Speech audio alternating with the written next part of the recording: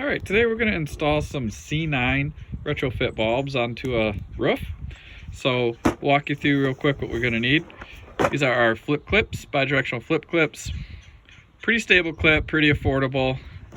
You use these to clip the lights to either to your shingle or your gutter. I'll show you how that is.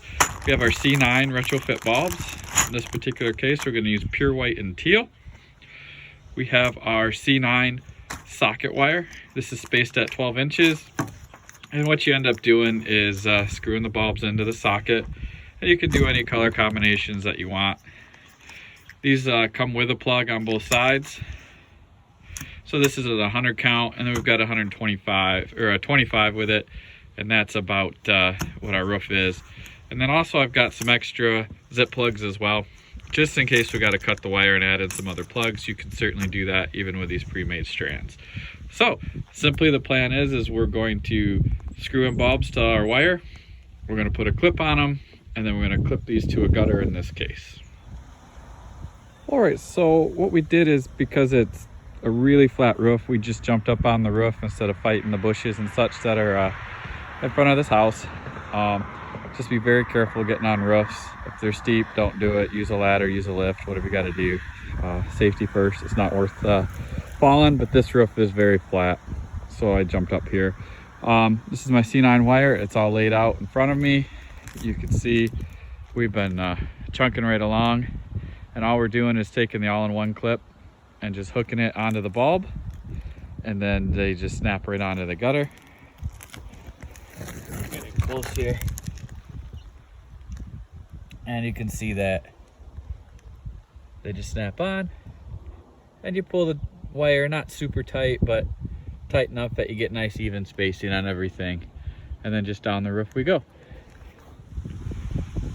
All right, we've made it down the front of the house, and what's happened is our 100-foot stringer stops about 5 feet from the end of the roof. So we're going to go ahead and make a quick little patch cable of about 5 feet. So we'll show you how to do that. All right, so what I did is I had a 25-foot stringer, and I cut 4 sockets off the front of it. So I still have a plug. We'll plug that into the end of the 100-foot stringer that's already installed. Put 4 bulbs on it. And then what we're going to do is put a zip plug on the end of this. So this is just an extra zip plug. How these work is you take the wire, try to do this one-handed. You put the wire in like this, and then you slide a backer piece over it. We'll show you the backer piece here in just a second.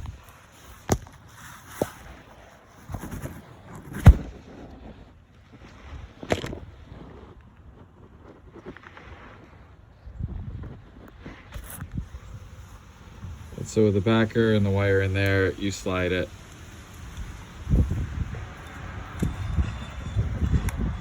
In until the backer comes in here. We'll give it a big squeeze here at the end of the truck. Push it in. And then we'll probably have to get some pliers on this fella. But another trick is to grab it with some pliers, slide the back on, and it'll go too. So we'll do that when I'm not trying to do this one-handed.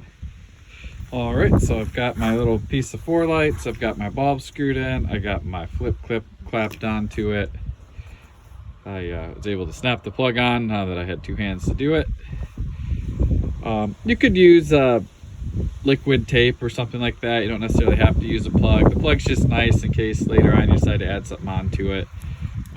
You'll be able to do that. So here's our 4 pieces. We're gonna go put them on the end of our line here. All right, you can see we just plugged our 2 plugs together here on the roof. Gives us right about the right spacing we needed. That plug is up out of the gutter, which is important. A lot of rain and snow here in Michigan. And then our 4 pieces here. It's not exactly to the end, but that's okay. It'll look fine from the road. And our plug again up out of the gutter. And it'll be just fine. I mean, if we added another bulb, I think it would look weird having one too close to the end. If we were just gonna keep coming around the roof up this way, you could just keep the line running around and doing that.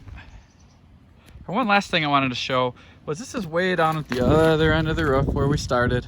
See all our bulbs installed here. what I did is I didn't start at the very end.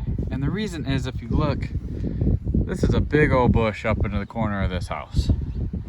And in the corner of that gutter, there's branches and stuff. And I was kind of afraid of the wind blowing and catching the lights and pulling them all down. So what I did in that corner, because there's a lot of bush in there, is I pulled the lights up this way into the corner.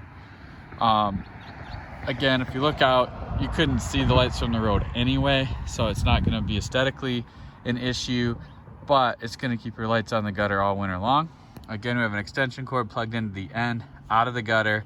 It's tucked in behind the gutter, runs down the side of the house, down the downspout, so there's no tension on that cord either. So that'll keep the lights on the roof all winter long.